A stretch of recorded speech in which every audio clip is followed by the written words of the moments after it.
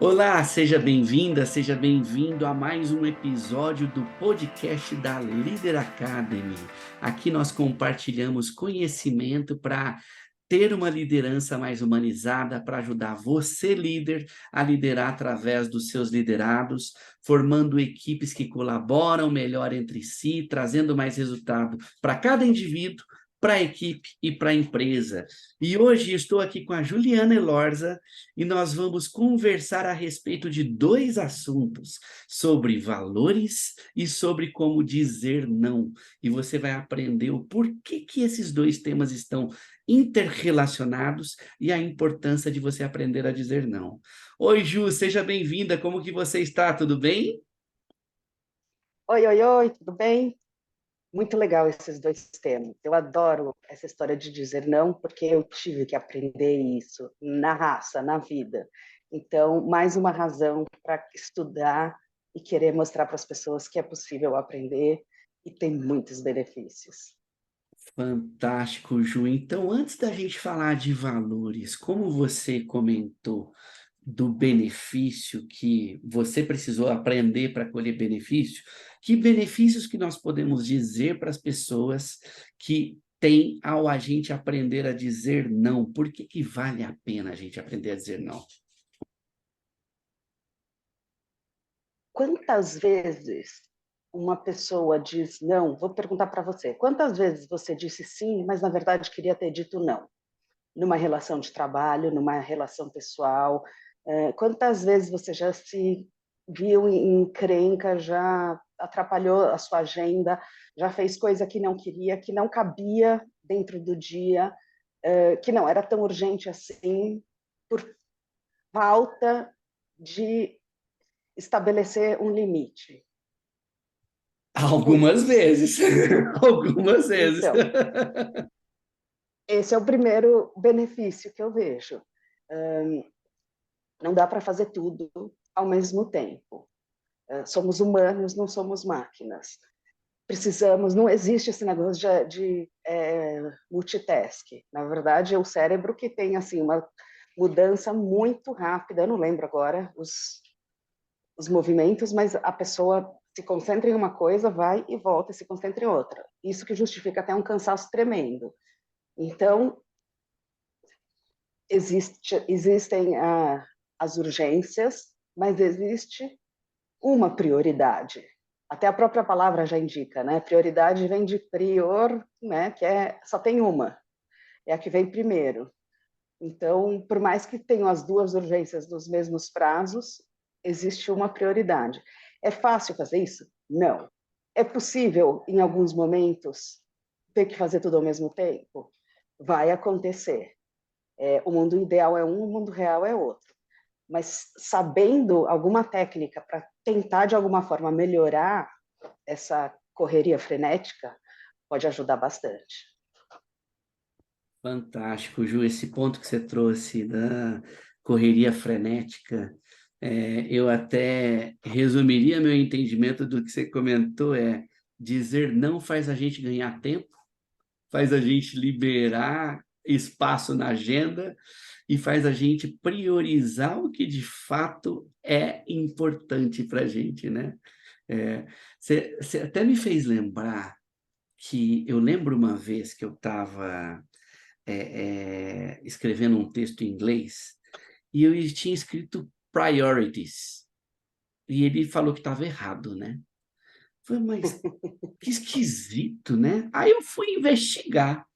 No inglês não existe priorities, porque é prioridade, é singular, é uma coisa. É singular, Né? é É uma coisa. singular. Aí, em português, a gente inventa quais são as prioridades. Não, não é quais são as prioridades, né? Prioridade é uma coisa só. Bem colocado, bem colocado. Quais são as importâncias? Várias coisas são importantes. Quais são as urgências? Também. Agora, prioridade é uma só.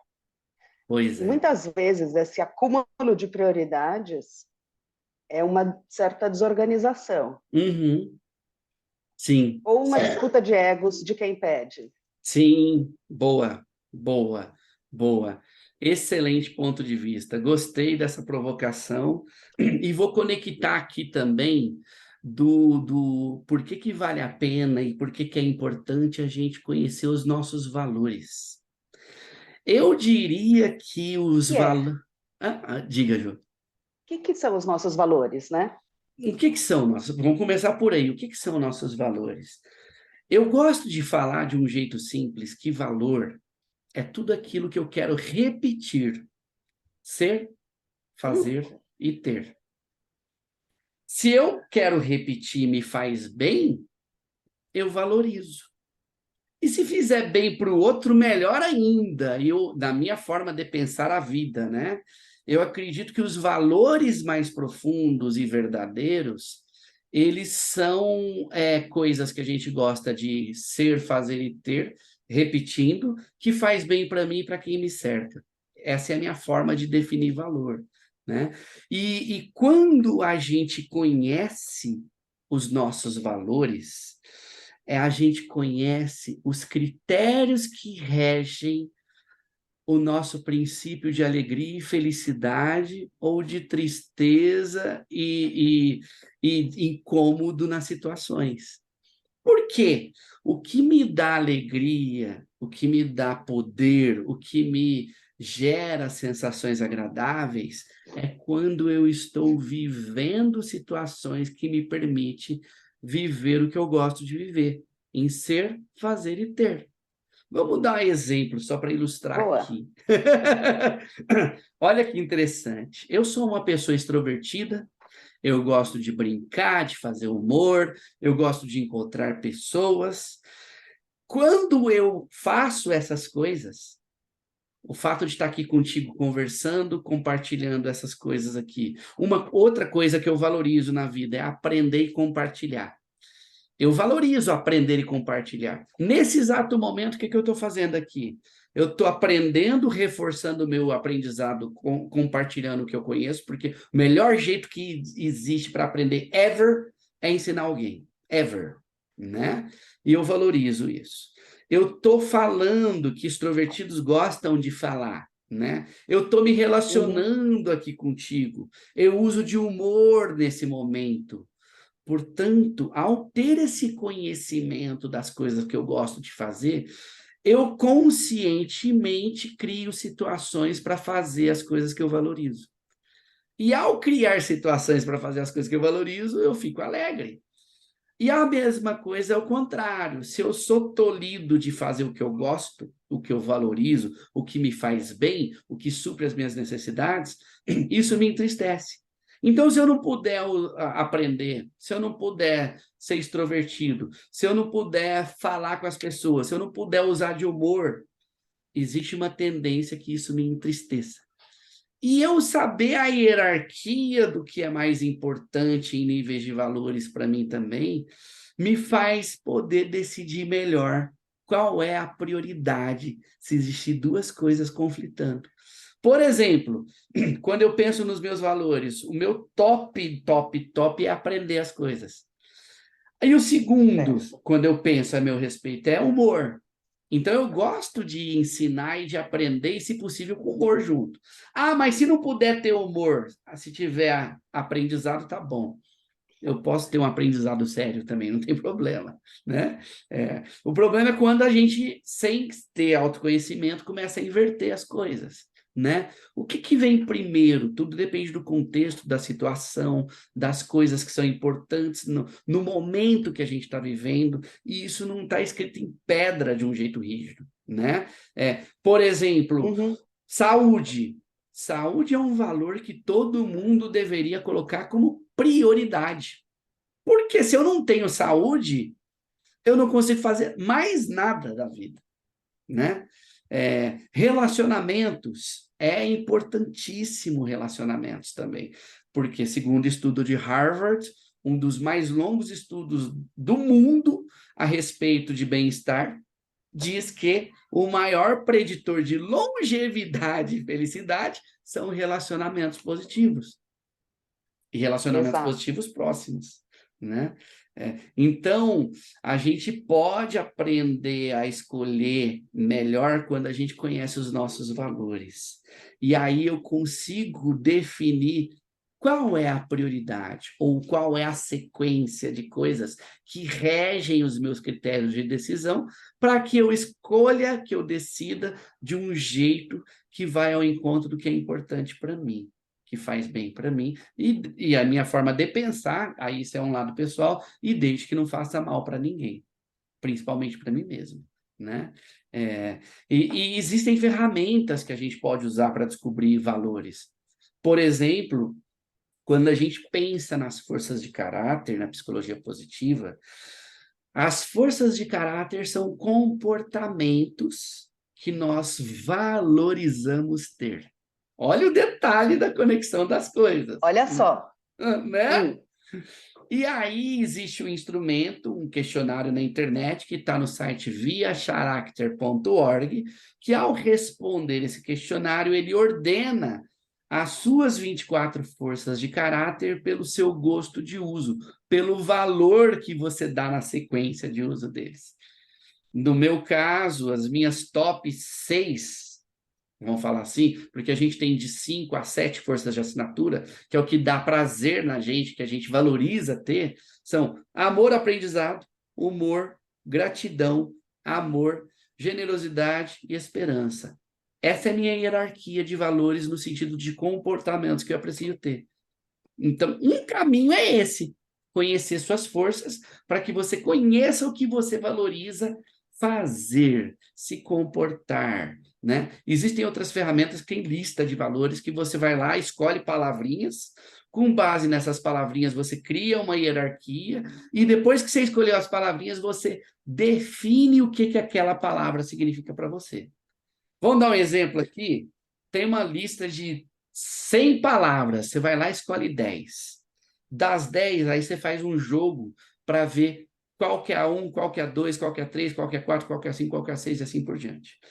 Aí você para em 5 para ficar fácil. Aí escolhi que a primeira palavra forte para mim é liberdade. Mas eu tenho que definir o que é liberdade para mim. Tem que vir a ser liberdade para mim. Por exemplo, liberdade para mim, em primeiro lugar, sou eu poder ser quem eu sou, independente do lugar que eu estou. É óbvio que isso significa se adequar aos lugares, né? Eu não vou chegar fazendo piadinha no meio de uma reunião séria, né? Por exemplo, né?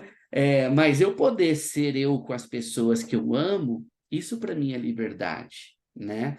Eu poder buscar meus filhos na escola no tempo livre, isso para mim é liberdade.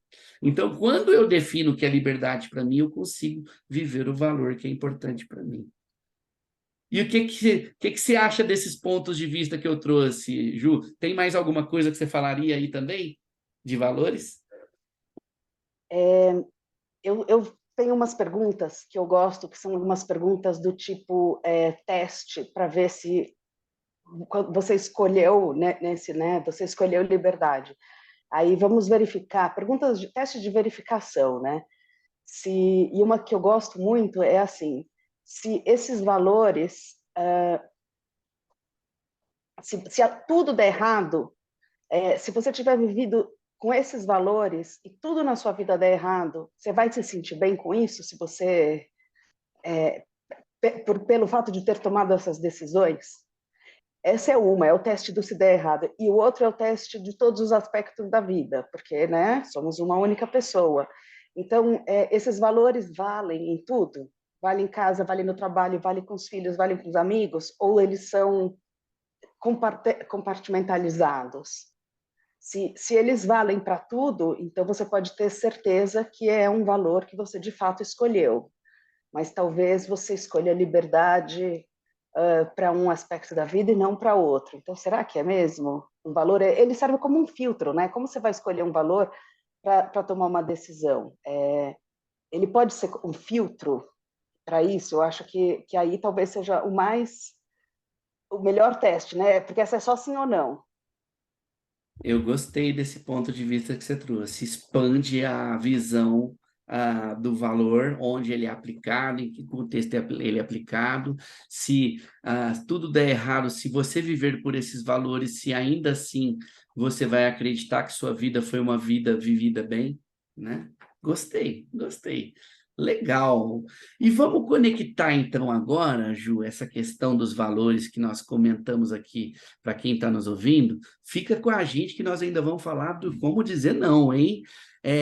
O que a gente pode fazer para treinar o dizer não, Ju? Que técnicas que você normalmente ensina nas mentorias que você dá, de comunicação? Como que é esse desenvolvimento de dizer não? Porque para mim, eu até diria, conectando com forças de caráter e virtudes, dizer não exige coragem, né? De quem vai dizer. Conta para a gente um pouquinho a respeito disso, por favor, Ju. Eu acho que vem justamente dos valores, ou do autoconhecimento, ou da identificação da sua prioridade, ou da sua urgência. Não, eu prefiro falar com valores porque dá para ser uma coisa mais ampla, mas dizer não significa uma escolha. É não para alguma coisa porque é sim para outra. Mesmo que esse sim seja não exista uma atividade de substituição. Pode ser, eu vou dizer não para isso porque eu preciso de uma pausa, mas sempre é uma escolha, né? Então você ganha de um lado e perde de outro. Quando é muito fácil de perceber a diferença, só tem pontos positivos em um e pontos negativos em outro, não tem nem o que pensar. A escolha é fácil. A questão é quando a escolha é difícil. Quando a escolha é entre família e trabalho, ou promoção e férias, ou quando é um trabalho para um cliente que talvez esteja numa área que você acha questionável, mas você precisa do trabalho, ou você precisa da remuneração, ou você nem precisa da remuneração, mas o trabalho em si é legal, mas aquela pessoa vai ser difícil. Enfim, quando tem os poréns, que normalmente são as situações da vida, onde tem várias linhas tênues entre porque, né, quando é filme de mocinho e bandido, a gente sabe quem é do bem, quem é do mal, mas na vida não é bem assim, né? Na vida tem pessoas que fazem coisas boas e coisas ruins. E então, como você quer navegar? E aí que vem essa questão dos valores. Valores e talvez um pouco objetivos ou metas. Quando você, primeiro, saber o que você quer e o que você precisa proteger. Então, o que você quer é desenvolver uma carreira acima de qualquer outra coisa, e você precisa proteger isso, você consegue tomar decisões com base na proteção desse valor, porque isso já está resolvido. Fica mais fácil tomar essa decisão. Conflito básico no meu caso. Não vou te dizer que não se aplica a você, vou te dizer que se aplica a mim. Quando é hora da maternidade, quando é hora do trabalho. Porque é um e outro, e sempre eu estou em um pensando que né, aquela culpa de talvez estar no outro, ou já passou a culpa, mas de repente vem assim, mas será mesmo? Normal. Às vezes, e eu gosto de dar esse exemplo numa coisa bem banal, que até isso a gente escorrega, marcar a venda. Imagina que um potencial cliente me liga e fala assim, você pode almoçar comigo na quarta? E eu penso, poxa, mas na quarta era o dia que eu tinha combinado de buscar o meu filho na escola. Nos outros dias ele já tem outras atividades e tal. E agora? Não busco, não almoço. E a minha resposta inicial, além do dilema, seria fazer um contra a vontade do outro. E às vezes, então, a primeira questão é saber quais são os meus valores. Nesse caso, eu quero os dois. Eu quero conversar com esse potencial cliente e eu quero buscar o meu filho e ele só pode ir na quarta-feira. Então, se eu não for na quarta, como eu vou substituir isso ou como eu vou me organizar para... Porque não é substituir buscar, é substituir o momento que vem daquilo, né? Então, o que significa buscar na escola? Porque pegar trânsito até lá é chato. O que significa? Significa a conexão humana que existe naquele momento. Então, aí, de novo, identificando por que buscar meu filho na escola é importante para mim.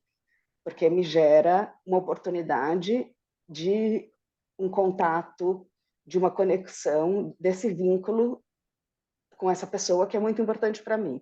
Porque o almoço com esse potencial cliente é muito importante, porque eu sei que tem uma capacidade de sair um trabalho muito interessante e que vai ser num cara a cara que a gente vai conversar isso, e um almoço é uma oportunidade um pouco mais descontraída de ter uma reunião de negócio. Então, na verdade, o que eu tenho aqui é um conflito de agenda. E, às vezes, a resposta é tão simples, é simplesmente falando assim, eu quero muito esse almoço com você. Infelizmente, eu não posso nesta quarta-feira. Existe alguma outra possibilidade? Eu não, ou até dependendo da situação. Eu já tenho um compromisso marcado que talvez eu possa transferir, mas existe a possibilidade de ser em outro dia dessa semana, ou talvez num momento mais tarde? A grande chance é que a pessoa pega, abre a agenda, oferece o primeiro horário disponível que ela vê. E claro que existem outros. Se for daqui a 3 meses, não me interessa. Mas se for quarta tarde ou na quinta, eu posso acomodar. Então, eu acho que a primeira coisa para dizer não é entender quais são os seus valores e o que precisa ser protegido. A segunda é fazer perguntas, porque muitas vezes nós assumimos situações com base numa informação precária. Eu só tinha aquele convite e esse, mas talvez eu possa expandir essa pergunta. Se a resposta foi, infelizmente, não, e amanhã eu vou viajar e vou ficar 15 dias fora, de repente, essa informação me deu mudou a prioridade aqui. Então, tem dos valores, eu não falei muito de valores aqui, né, porque eu coloquei os dois como importantes, mas eu sei que os dois são importantes, então, tendo mais informações, eu vou conseguir organizar o que vai acontecer e o que não vai, para qual eu vou dizer não e para qual eu vou dizer sim naquele momento. E aí, se eu não sei os meus valores, é só uma confusão. Ih, mas eu já tinha marcado isso e agora como eu vou fazer? Tento fazer os dois, não dá certo, vou me embananando, faço os dois mal feitos, ou não faço um, mas não me organizo direito, então eu fico com um resto, né? Ou eu perco o contato com o cliente, ou fico com uma cara feia em casa à noite. Como a forma de comunicar e de organizar esse não é muito importante. E aí tem uma fórmula, falando em fórmula que eu gosto muito, que é o seguinte: você fala não para o problema e sim para a pessoa. Imagina se fosse o contrário, se fosse de outro jeito. Se ele me falasse assim, você pode ir na quarta? Não posso. Se eu falo sim para a pessoa, significa eu quero muito te encontrar. Mas o problema, que é esse horário que você me disponibilizou, é que para ele que eu estou falando não. E aí a gente, fazendo isso, dá para criar uma alternativa que vai ser muito mais interessante. Talvez até para a pessoa que está propondo. Ou se fosse o inverso. Eu falo para o meu filho, olha, eu não vou poder, nós tínhamos combinado, eu ia te buscar na quarta e a gente ia almoçar o hambúrguer, mas eu não vou poder. Vamos mudar esse programa para X e ofereço uma outra alternativa que seja em outro momento, que seja tão ou mais interessante quanto aquela? Não vai ter cara feia, porque o não é a situação, é o problema que surgiu. O sim é a pessoa. A não ser que eu queira falar não para a pessoa, né? Aí é não e pronto. O que você está dizendo é que, claro, se for alguém que você não queira de fato estar junto, aí é um não para a pessoa, igual você está falando. Mas quando a gente quer dizer sim e o conflito é para decisão, é, na verdade, um não para a situação, por enquanto, até encontrar uma outra saída, conforme você comentou, né? E eu gosto até de falar, Ju, que no final das contas, o que a gente quer na situação, igual você trouxe a história de buscar o filho na escola.